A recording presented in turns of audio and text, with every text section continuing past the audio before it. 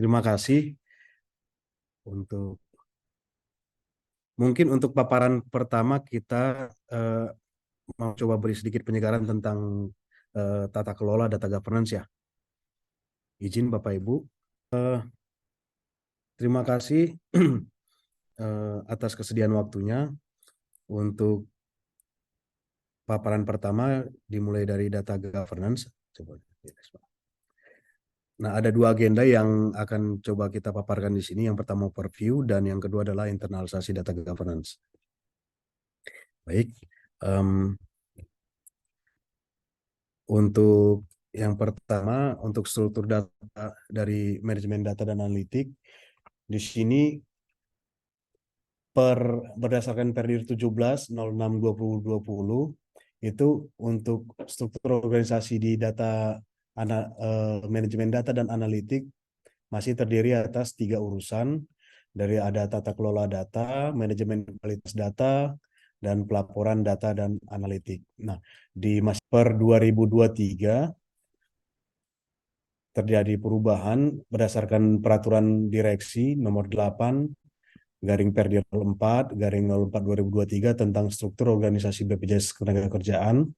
Nah, perubahan yang pertama itu ada perubahan nama untuk Deputi Direktur Bidang dari manajemen data menjadi manajemen data dan analitik.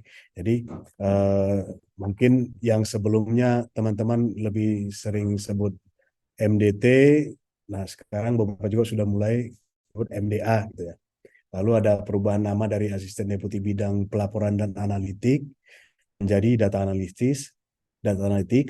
Lalu ada penambahan asisten deputi bidang data collaboration. Nah, diharapkan nantinya asisten deputi baru ini akan menjalankan fungsi koordinasi, kendali, pantauan, dan kelayakan atas proses kerjasama data dengan pihak lain. Lalu ada penambahan fungsi tugas data scientist. Nah, ini nanti yang akan menerapkan dan mengembangkan kapabilitas data science seperti data analytics, big data, predictive modeling, dan artificial intelligence.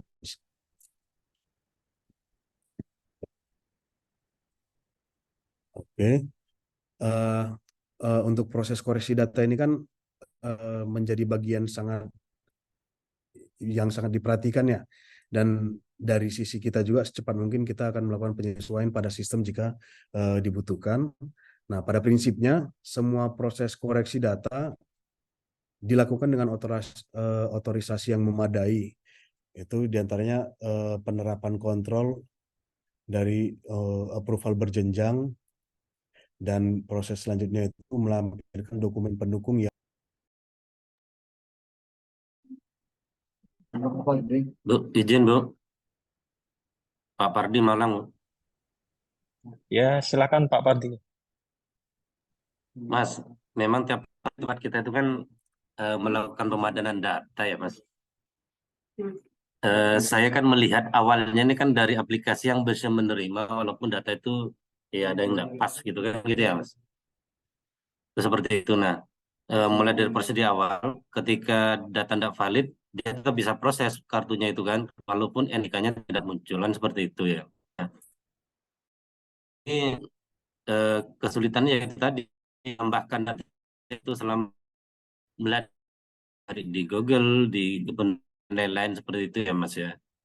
Nah, itu seperti itu. Nah, mungkin enggak ya Mas suatu saat kalau misalnya data tidak valid itu enggak bisa di-entry gitu Mas.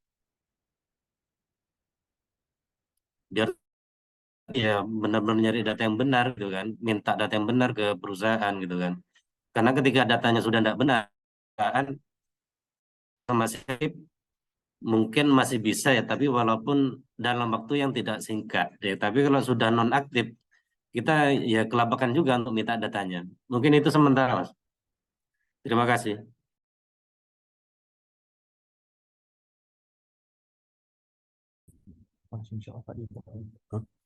Baik, terima kasih atas pertanyaannya. Mungkin bisa langsung ditanggapi dari tim manajemen data. ya izin. Terima kasih pertanyaan Pak Supardi dari Malang terkait apakah bisa data yang tidak valid untuk tidak masuk ke sistem kita ya. Sebenarnya kan secara sistem yang kita gunakan sekarang pun implementasinya dalam proses pembuatannya kan itu menjadi sebagai support atas proses bisnis yang ada, di mana proses bisnis itu kan ada di aturan-aturan di kita yang berlaku ya Mas ya. Nah, secara aturan kalau nggak salah untuk data-data yang nggak valid, maksudnya untuk pekerja dengan identitas yang tidak belum terdaftar di Dukcapil, di Akminduk, itu Mas dibolehkan Mas. Nah, cuman memang di kitanya seperti juga arahan dari Pak Dirkep ya. Pokoknya data yang masuk itu untuk nanti diperhatikan proses pengelolaannya. Makanya untuk proses pendaftaran, kalau memang perusahaan mendaftarkan datanya masih kurang baik, sebelum masuk sistem bisa dibenahi dulu, atau setelah masuk ke sistem baru dibenahi. Jadi sebenarnya untuk bisa tidaknya masuk data itu secara aturan harus bisa masuk gitu. Tinggal di kitanya gimana mengelolanya, mengolahnya dari sisi kepesertaan kita gitu sih mungkin. Izin Bu, Mas. Ya, makasih Mas. Memang saya merasakan ya, karena kebetulan untuk apa namanya ya, semacam BLK yang di pondok pesantren itu kan kebetulan pengurusnya itu koordinasi dengan saya terkait data yang adik-adik magang di BLK selama sebulan itu kan.